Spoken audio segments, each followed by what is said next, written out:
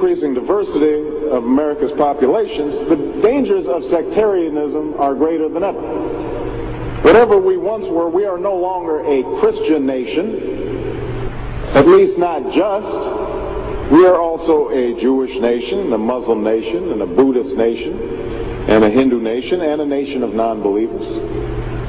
And even if we did have only Christians in our midst, if we expelled every non-Christian from the United States of America, whose Christianity would we teach in the schools? Would it be James Dobson's or Al Sharps's? Which passages of Scripture should guide our public policy? Should we go with Leviticus, which suggests slavery is okay, and that eating shellfish is an abomination? Or we could go with Deuteronomy, which suggests stoning your child if he strays from the faith? Or should we just stick to the Sermon on the Mount, a passage that is so radical that it's doubtful that our own Defense Department would survive its application? So before we get carried away, let's read our Bibles now. Folks haven't been reading their Bible. Which brings me to my second point. Democracy demands that the religiously motivated translate their concerns into universal rather than religion-specific values. What do I mean by this? It requires that their proposals be subject to argument and amenable to reason. Now, I may be opposed to abortion for religious reasons, to take one example, but if I seek to pass a law banning the practice, I can't simply point to the teachings of my church or evoke God's will. I have to explain why abortion violates some principle that is accessible to people of all faiths, including those with no faith at all. Now, this is going to be difficult for some who believe in the inerrancy of the Bible, as many evangelicals do. But in a pluralistic society, we have no choice. Politics depends on our ability to persuade each other of common aims based on a common reality.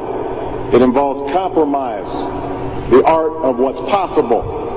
And at some fundamental level, religion doesn't allow for compromise. It's the art of the impossible. If God's spoken, then followers are expected to live up to God's edicts, regardless of the consequences. Now, to base one's own life on such uncompromising commitments may be sublime, but to base our policy making on such commitments would be a dangerous thing. And if you doubt that, let me just give you an example. We all know the story of Abraham and Isaac. Abraham's ordered by God to offer up his only son. Without argument, he takes Isaac up to the mountaintop, he binds them to the altar, raises his knife, prepares to act as God commanded. Now, we know things worked out. You know, God sends down an angel to intercede at the very last minute. Abraham passes God's test of devotion. But it's fair to say that if any of us leaving this church saw Abraham on the roof of a building raising his knife, we would at the very least call the police and expect the Department of Children and Family Services to take Isaac away from Abraham. We would do so because we don't hear what Abraham hears. We don't see what Abraham sees.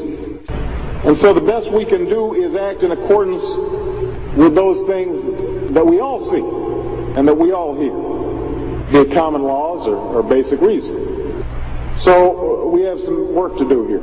But I am hopeful that we can bridge the gap that exists and overcome the prejudices that all of us to one degree or another bring to this debate. And I have faith that millions of believing Americans want that to happen. No matter how religious they may be or may not be, people are tired of seeing faith used as a tool of attack.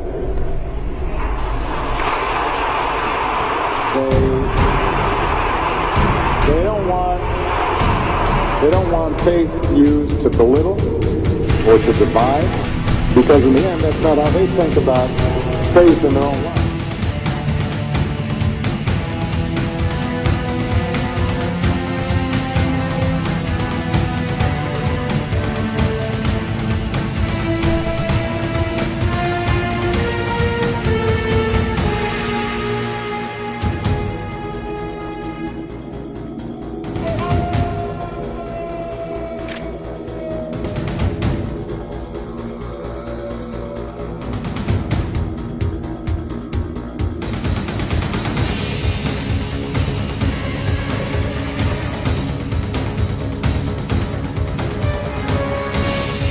Whatever we once were, we are no longer a Christian nation, at least not just.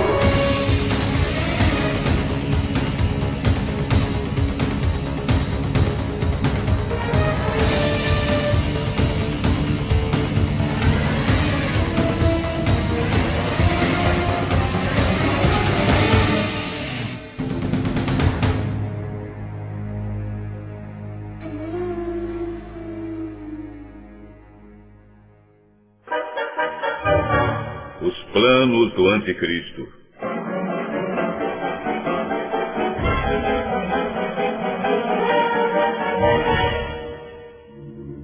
O sonho do anticristo é ocupar o lugar de Jesus no coração do homem.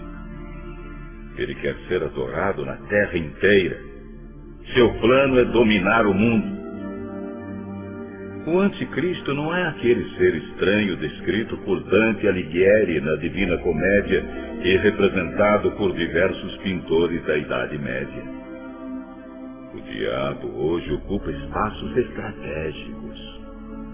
Ele se apresenta muito simpático e atraente.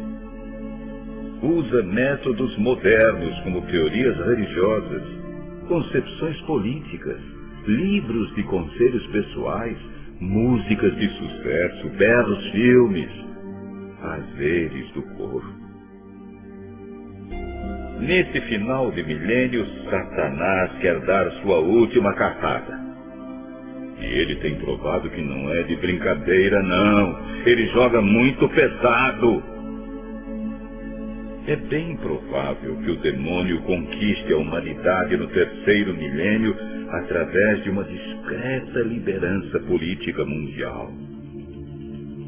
Satanás vai solucionar os problemas do homem na Terra usando um líder aclamado pelo povo. Milhões de pessoas vão obedecer às ordens do anticristo, inclusive as principais lideranças do planeta.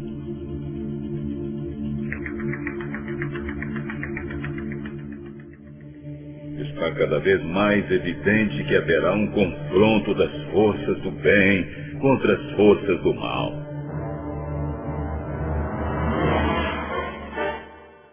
Embora muitos não queiram aceitar, estamos todos envolvidos nesse confronto. E ele já tomou dimensões irreversíveis. Precisamos conhecer o que está por trás dos bastidores desse confronto que já se iniciou. É preciso decifrar as artimanhas do anticristo e nos orientar segundo a vontade de Deus.